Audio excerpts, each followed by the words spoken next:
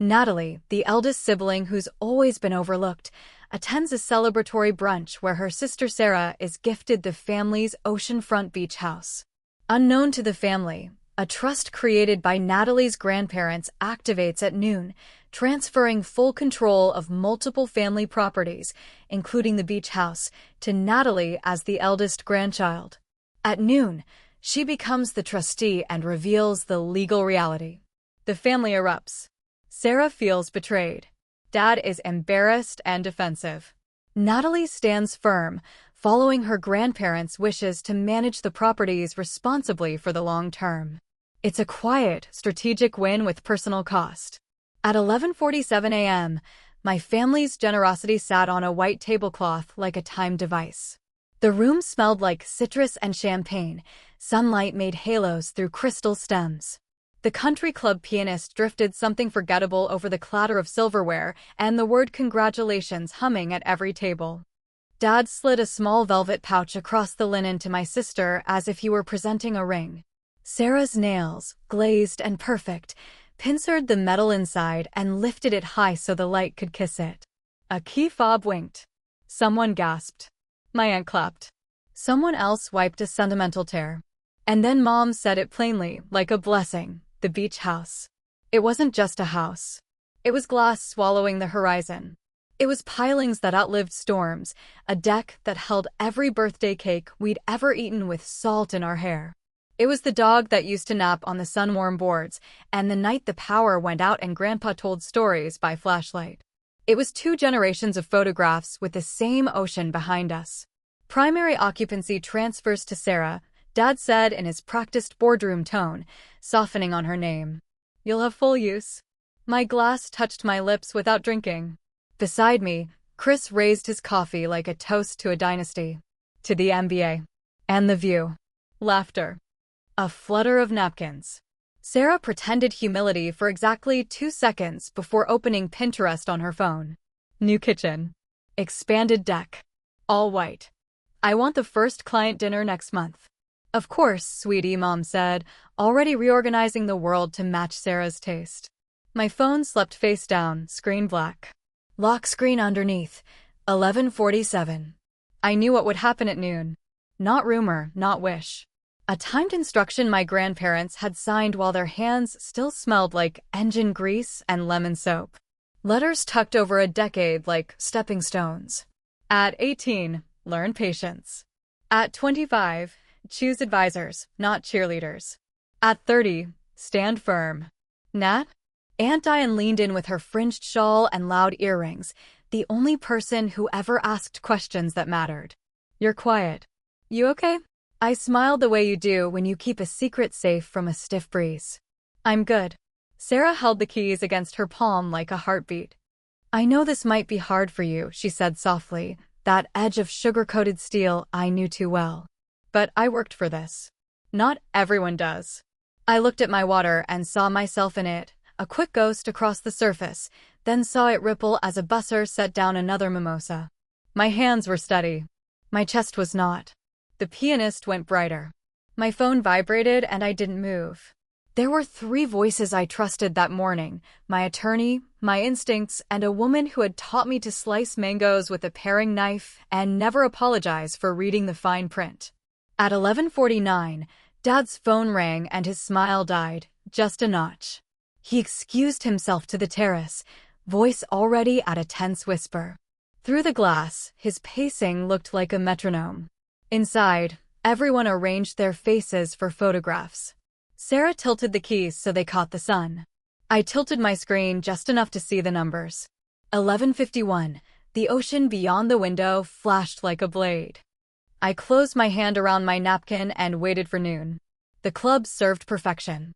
Croissants flaked like snowfall, berries nested on porcelain, poached eggs glowed. I counted breaths and cut time into clean pieces like fruit.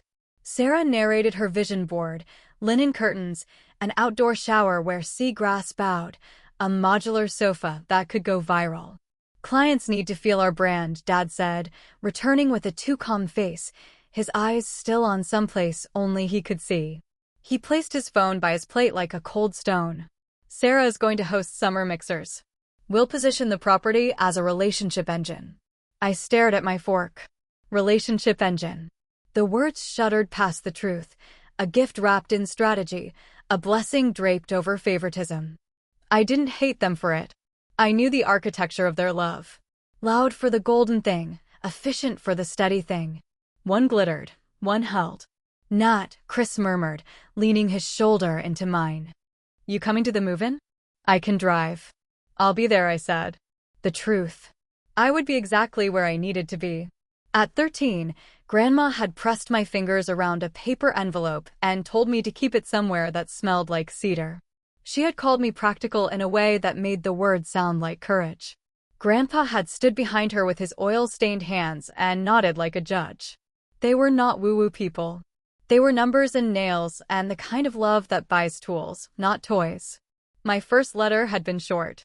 Be the person who signs her own name and can stand it. When I was 25, the second letter had been a map. Find counsel who argues with you. Build systems that forgive your exhaustion. Learn to say no without apology and yes without a speech. The last letter had stayed sealed for 5 years, fat with more paper than the others, heavy with the feeling of somebody's dead hand still on your shoulder. Something wrong? Mom asked, noticing Dad's silence, noticing mine. No, Dad said. Everything's fine. I exhaled once. Fine is a word that hides doors. Photos, Sarah declared. The youngest cousins scrambled around her. Keys in the center, a bride without a veil. The camera shutter clicked. The ocean glittered like applause. 11:56. The pianist shifted to something delicate. Aunt Diane tucked a stray hair behind my ear the way she used to when I was little. You look like your grandmother when you're plotting, she whispered, amused. She'd go quiet, then move a whole world with a paperclip and a phone call. She moved the world with patience, I said. And with rules, Aunt Diane said. Don't forget the rules. Dad's phone buzzed again. His jaw twitched. He didn't reach for it. He had the posture of someone bracing for old promises to test their hinges. Can I say something? I asked, but I didn't, not yet. The room felt like a stage with heavy curtains and a rope I could pull. It would fall when it fell. Sarah rolled the key between finger and thumb. I'm thinking we do the deck antique, she said to Mom, and maybe a pergola with draped fabric. Soft, romantic, curated. Mom glowed at her like a faithful moon. 11:58. My phone trembled once on the linen. Message preview. 2 words from my attorney. On time. I didn't open it. I waited. The difference between theater and truth is 1 bell. The second hand climbed. Dad lifted his glass and didn't drink.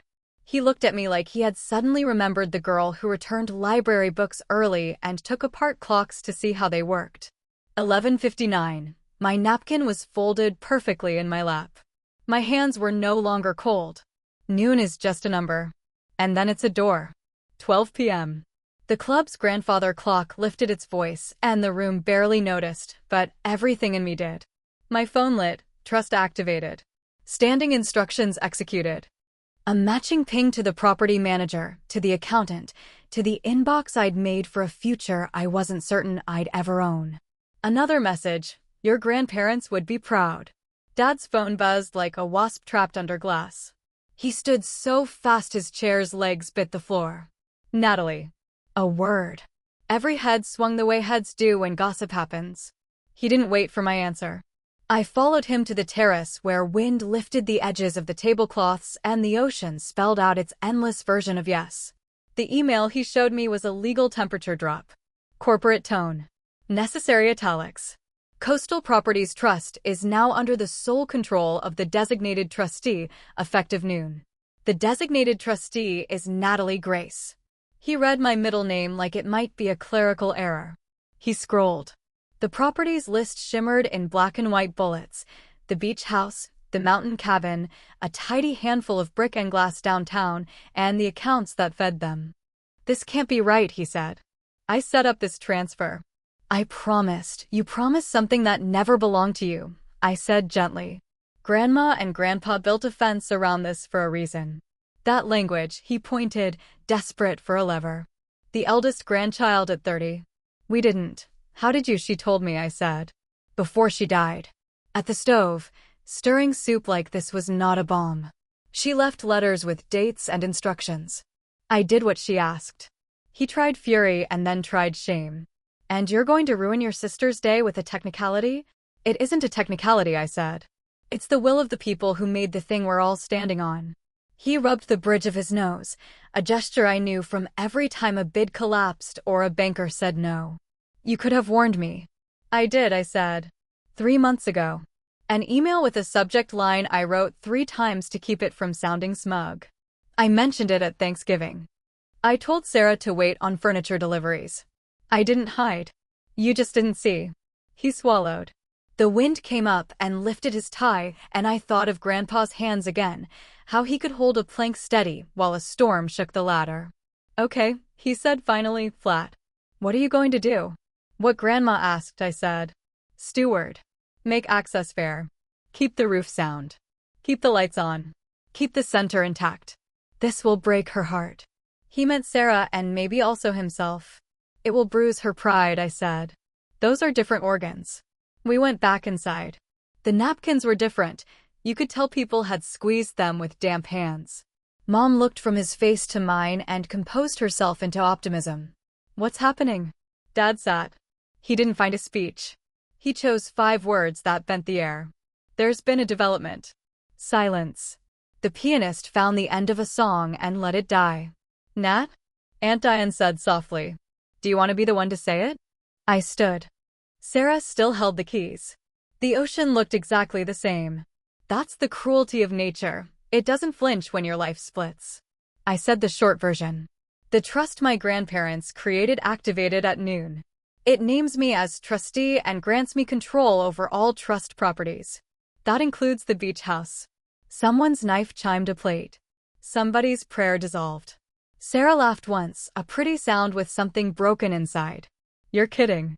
I'm not, I said. I'm sorry for the confusion. I told Dad months ago this was coming. I know this is not the moment you planned. The room shifted, the way sand widens under a wave. The countdown was over. The reckoning was just beginning. What does control mean? Mom asked. Not accusation, not surrender. An honest question spoken like a mother who wanted to salvage something soft from a pile of glass.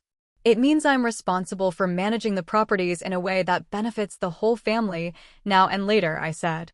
Maintenance, bookings, taxes, improvements. Nobody gets a deed to hang on their wall just because they had a good day. Sarah stood, the chair legs scratching their own opinion across the floor. Dad promised. And I believed him, I said. I don't blame you for making plans. I blame him for making promises without paperwork. Watch your tone, Dad snapped, then caught himself, because tone was not the problem and everyone could feel it. A cousin coughed. An uncle examined the salt shaker like it might explain fiduciary duty. Chris just watched me with his mouth a little open, like he was seeing a contour of me he hadn't noticed, because I was always the contour that held. Why you? Sarah said.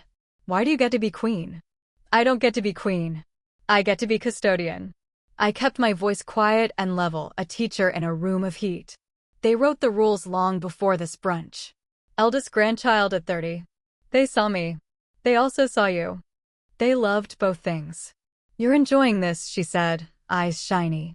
Finally getting to humiliate me. What she didn't see, my hands under the table, palms open, sweating. The ache of wanting a sister and the fact of having a rival. The child versions of us building sand castles on that deck, me holding the bucket steady, her crowning it with shells. No, I said. I'm not. Then give me the house, she fired back. You have the power. Be generous. The trust isn't a fairy tale, I said. It's a set of guardrails.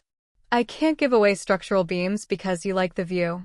Plain English, Uncle Tom said, cutting across before she cut me again. He'd always been decent. What happens next? Nothing dramatic, I said. The properties keep operating. Family can book time through the manager at the family rate.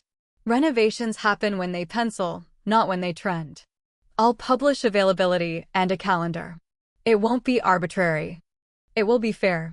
Fair, Sarah repeated, tasting it like a bitter herb.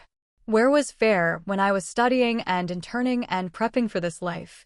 Fair was me working nights during school, I said, warmth rising but not spilling, and not asking anybody to frame it with balloons. Fair as a roof that doesn't leak because someone paid the boring bill. Dad stared at his hands. Your grandmother didn't trust me. Grandma didn't trust your impulses, Aunt Diane said gently. She adored you. She also wrote things down for a reason. Mom scrolled on her phone. Someone must have forwarded her the documents. I watched her read, lips moving on the clauses. She reached the rental income line and inhaled. Goodness. Chris cleared his throat. I can still take the cabin in February? Yes, I said. Bring wood. The path drifts over. Sarah's mouth thinned. I saw something true flash behind the heat, not malice, but fear. The fear of being ordinary. The fear of being second. The fear of living in a house without a balcony and no one calling you brilliant from across a room. That fear I understood. I carried my own softer version. The fear of becoming hard and calling it duty. We can figure this out, Mom said, voice trembling toward hope. We're a family. We are, I said. And because we are, we have rules. Rules keep families from eating each other. Sarah's eyes filled. Mine should matter too. They do, I said. But not more than the whole. The pianist started something bright and stopped after 4 notes. It wasn't the mood.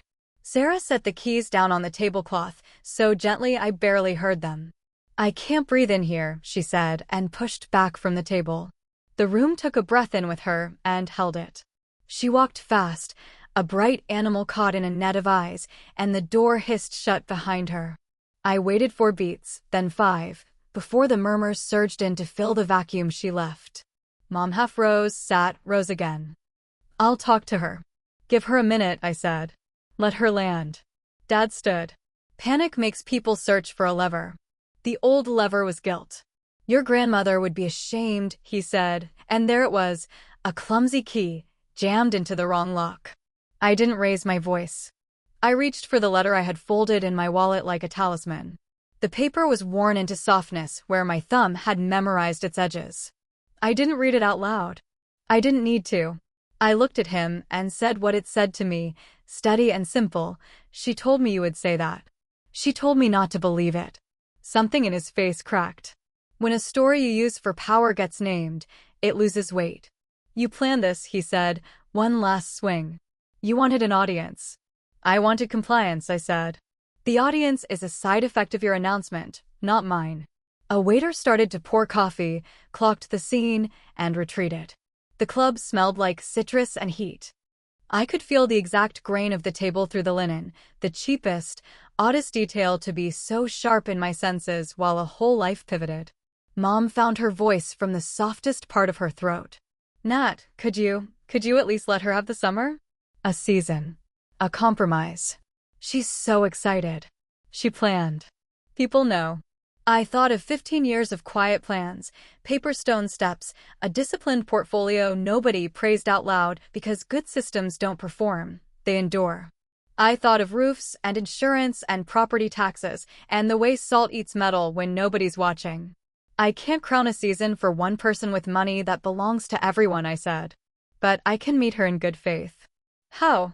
Mom asked, clinging to the word like driftwood. Priority weekends for her firm's launch events at the family rate on the calendar today, I said. A design budget for maintenance-level upgrades that add value without bleeding the reserve. If she brings in business that benefits the trust, we share the upside by rule. Transparent. Documented. No favors. No punishments. Aunt Diane lifted her brows, impressed despite the ache in the room. That sounds like your grandparents. Stern and kind in a math-forward way. Dad sagged back into his chair like someone who has finally heard the beeping fade in a room that has been beeping for a decade. My lawyer can't undo it, he muttered. It wasn't a question. No, I said. Because it's not a mistake. The door opened again. Sarah stood in it, cheeks bright, eyes huge and glassy. She looked younger, suddenly, like the girl who had sat on my bed at 15 and asked if mascara could change your fate. Are you happy? She asked me. Is this what you wanted?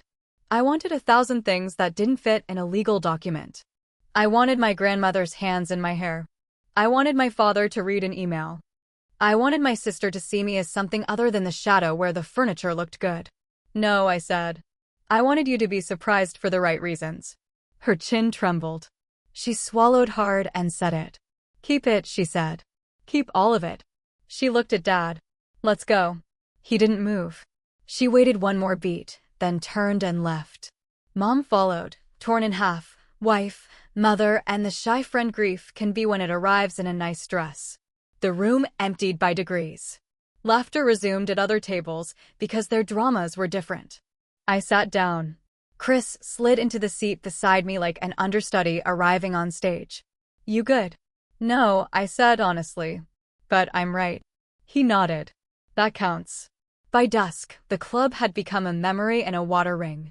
I drove past the turnoff to my place and kept going until the smell of salt grew specific. Iodine, damp rope, old wood in its bones. I parked behind the dune and walked the last stretch like a trespasser in my own life.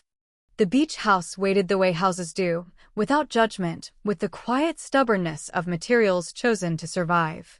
The deck boards knew my weight and said nothing. The security keypad blinked.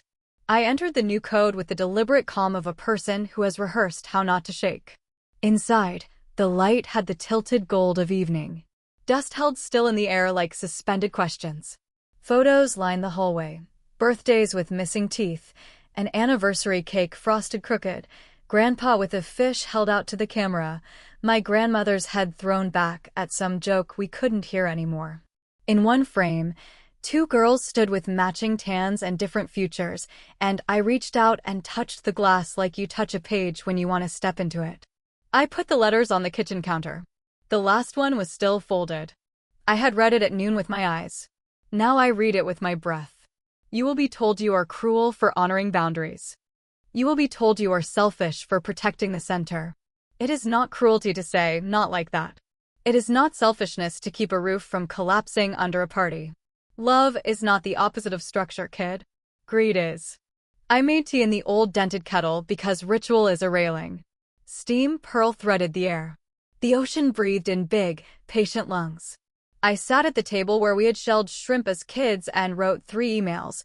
One to the property manager with a transparent family calendar, one to the accountant authorizing the maintenance budget we'd been postponing, and one to Sarah with the offer I'd promised Mom, written without apology and without a trap. Priority dates. Reasonable budget. A path for a win that didn't set fire to the floor. I didn't soften the language with emojis. I didn't harden it with law. I wrote like a bridge, plain, load-bearing. My phone vibrated. Dad. He didn't start with blame this time. My lawyer says it's clean, he said. I should have read what your grandmother signed.